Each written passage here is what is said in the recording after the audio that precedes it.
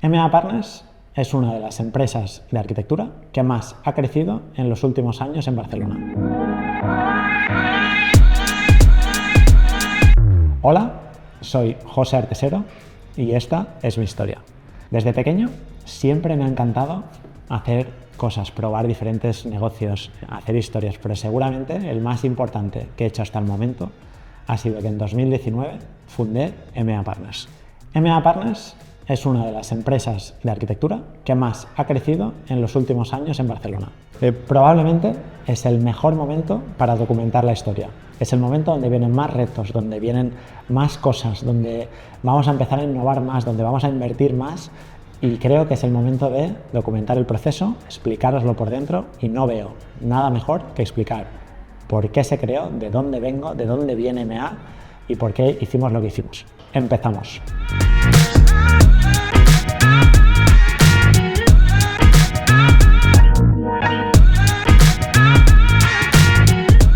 Si tengo que pensar mi primer emprendimiento oficial, probablemente te diría que fue emprendiendo con rosas liofilizadas. Vendíamos rosas en la época de Sant Jordi, algo muy tradicional en Barcelona, y las vendíamos liofilizadas, vamos, que duraban para siempre.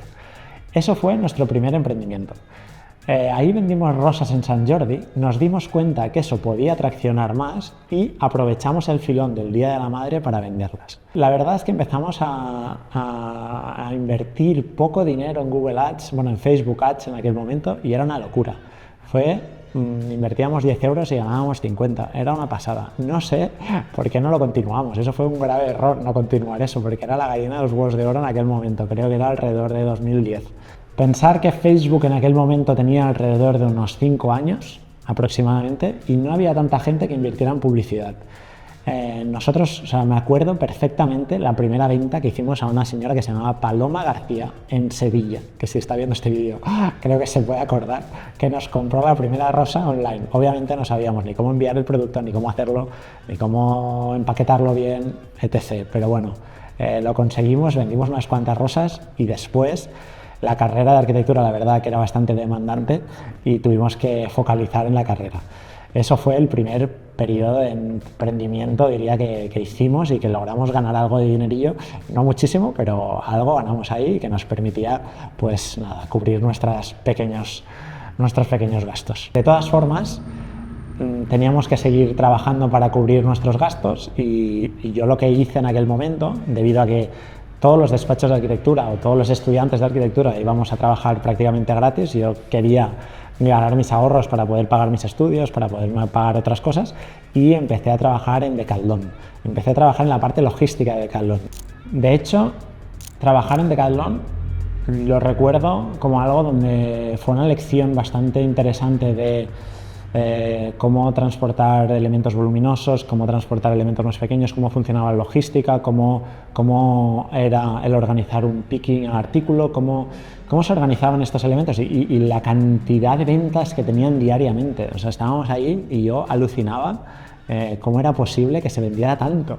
Estábamos cada día rellenando camiones y para mí fue una experiencia brutal, súper recomendable trabajar para alguien, y esa fue mi experiencia. A partir de ahí yo decidí marcharme de Erasmus en Estocolmo, decidí irme a Estocolmo, a Suecia, y ahí empezó otro camino, empecé a descubrir mi pasión un poco por la arquitectura, que había estado tan quemada aquí en Barcelona. Era como, ostras, no le veía mucho futuro y no veía como posibilidades, no veía cómo arrancar algo aquí, y me fui directamente a Suecia. Y ahí empezamos a construir casas de madera, pero las construíamos nosotros mismos para clientes finales. O sea, era un cliente real que buscaba una casita pequeña y que nosotros se la construíamos en el taller que nos montaban ahí en la universidad y las vendíamos. Ahí empecé a darme cuenta de que nada imposible se podía construir y me empezó a picar un poco el gusanillo de la construcción. Pero bueno, una vez acabé mi Erasmus ahí en Estocolmo, me tocó volver a Barcelona a estudiar y a sacarme el máster habilitante para poder firmar, porque si no, no podíamos firmar. Entonces, durante ese año, que yo creo que fue uno de los peores años de mi vida a nivel mental, porque estaba haciendo algo que ya no me interesaba, no por interés, sino porque repetíamos conceptos de años anteriores y no aprendíamos mucho, y me empecé a montar otras cosas otra vez, como por ejemplo intenté montar una heladería. Esa heladería era una heladería ambulante que se llamaba Il Piacere Gelato. Tramitamos más de 20 licencias, juraría, o 25 licencias, de las cuales nos denegaron todas. Al final me di cuenta que obviamente si quieres vender algo de forma ambulante, mejor que te alquiles una tienda y ya está, pero bueno, fue una experiencia bastante curiosa y bastante enriquecedora. Al final aprendí muchísimo del helado, es algo que tengo ahí una espinita marcada que en algún momento volveré. Y durante la carrera, pues durante ese máster, la verdad que todo el mundo, con los compañeros con los que hablo, me recuerdan en la última fila de la clase, operando en bolsa, pensándome que era un broker o similar, y estaba ahí intentando ganarme 4 perras, operando en Forex, operando en divisas, me acuerdo que operaba en bonos del Estado, hacíamos en crudo de petróleo, o sea, intentaba ahí con todo, porque veía que no había salida, que no me gustaban los referentes que veía que tenía a mi alrededor que se dedicaban a la arquitectura, pero pese a todo me gustaba, pero no lo veía como un futuro, no estaba muy interesado. De hecho, y un momento que marcó un poco un antes y un después, fue durante ese periodo de no saber un poco dónde estaba, me fui a hacer una entrevista a un fondo de inversión. Ese fondo de inversión, me acuerdo perfectamente como si fuera ayer, llegar a la entrevista y que la señora, que si ve este vídeo se va a acordar quién es, me dijo: José, los médicos y los arquitectos no tenéis ni puta idea de economía y no creo que este sea tu sitio. Esas fueron tal cual las palabras que me dijo, sin dejarme prácticamente articular palabras. O sea, le dije hola y lo segundo que me dijo fue eso.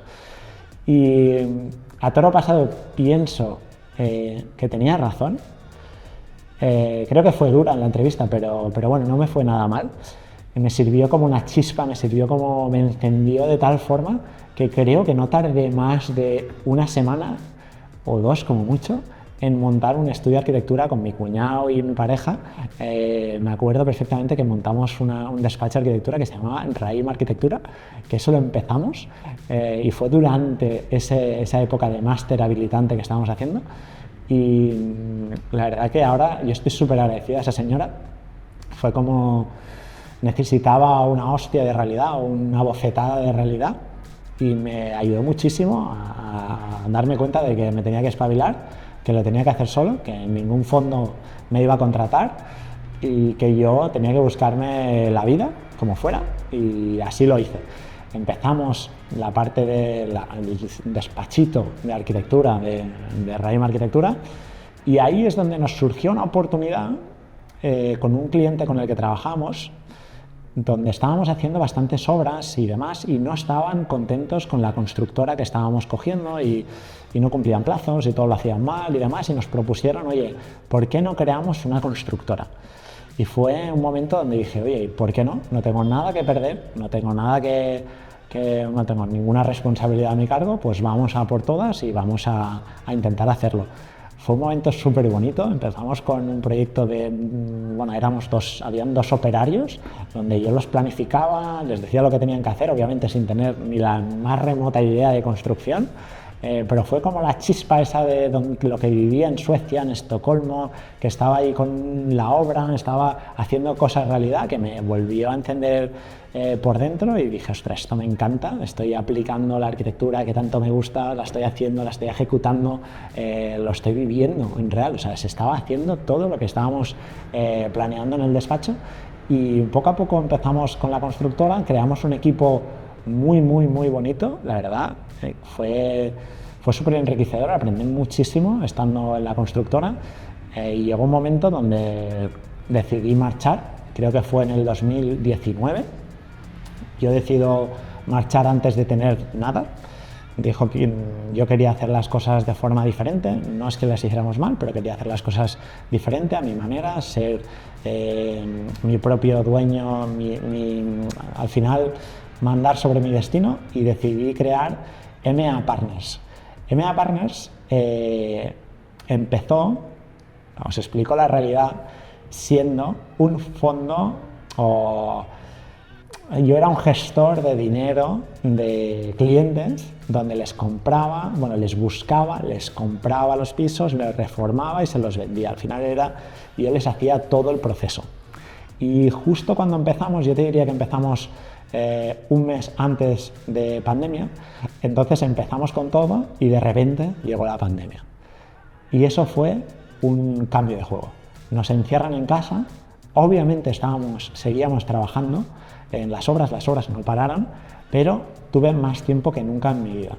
Entonces yo en ese momento siempre me ha gustado mucho jugar y demás y probar cosas con redes sociales, aunque no sea la persona que más se exponga como ahora, pero sí que jugábamos y operábamos mucho con un amigo, hacíamos como, ostras, ¿cómo sigues cómo creces la cuenta? ¿Cómo no? ¿Qué tengo que tocar? ¿Qué no tengo que tocar? Y tal, y teníamos varias cuentas de Instagram. Y casualmente había una de ellas que era dedicada al interiorismo puro y duro, que durante pandemia empecé a traccionar de forma muy por encima del resto. Y que casualmente, es curioso, pero era la única de todas que se llamaba MMA Partners. O sea que algo en mí ya me decía que eso, por alguna razón, estaba bien. Y esa cuenta, poco a poco en pandemia, decidimos dije, vale, pues voy a hacer foco total en ello, voy a ponerme a trabajar a tope en esta cuenta, sin ningún retorno. Era básicamente por hobby o porque creía que eso podía llegar a algo en un futuro, y poco a poco la empezamos a trabajar de forma enfermiza. Es decir, publicábamos 4 veces al día, no sé cuántas historias, miraba las métricas cada día para ver qué horario era el mejor, qué población se le veía, qué tipo de luz tenía que salir, qué tipo de tono tenía más métricas, etc. Y empezamos a crecer, pues no me acuerdo exactamente, pero creo que crecimos de unos 7.000 seguidores a unos 250.000 seguidores en cuestión de meses. Y ahí, justo cuando llevamos ya 200.000 seguidores aproximadamente, al cabo del mes y medio de pandemia, nos salió el primer proyecto de interiorismo como tal, y nos contrataron en Beverly Hills. Obviamente yo no tenía equipo, no tenía nadie, y ahí fue el momento de empezar a formar el equipo, porque obviamente dije que sí, sin hacer ningún proyecto en mi vida, no había hecho nada de interiorismo, pero dije, oye, hay alguien que le gusta lo que estoy publicando, pues algo de gusto tengo que tener, vamos a por ello y vamos a intentarlo. Hicimos una casa en Beverly Hills preciosa, la verdad, fue uno de los proyectos que más disfruté, y a partir de ahí empezaron a entrar proyectos y fue una barbaridad. Yo alucinaba, decía, ¿pero cómo puede ser que gente de Miami me esté escribiendo, o gente de Emiratos me esté escribiendo, o gente de Portugal que me esté escribiendo? Esto es una locura. Y ahí fue cuando me di cuenta de, ostras, tengo algo entre manos que no he sido consciente hasta ahora. Obviamente, cuando acabamos Beverly Hills y recibir ese aluvión de proyectos, no me lo creía, era espectacular, y yo tenía otros negocios por el medio, es decir, la construcción seguía, yo nunca la dejé del todo, tenía que crecer el estudio de arquitectura, tenía que abrir un departamento solo de interiorismo internacional, y fue como una sensación de decir, ¡guau! Esto está pasando, esto es de verdad. Y después de tanto pico y pala en redes, de tanto pico y pala en obras diferentes que trabajamos para todo el mundo, decía, ostras, está pasando algo increíble.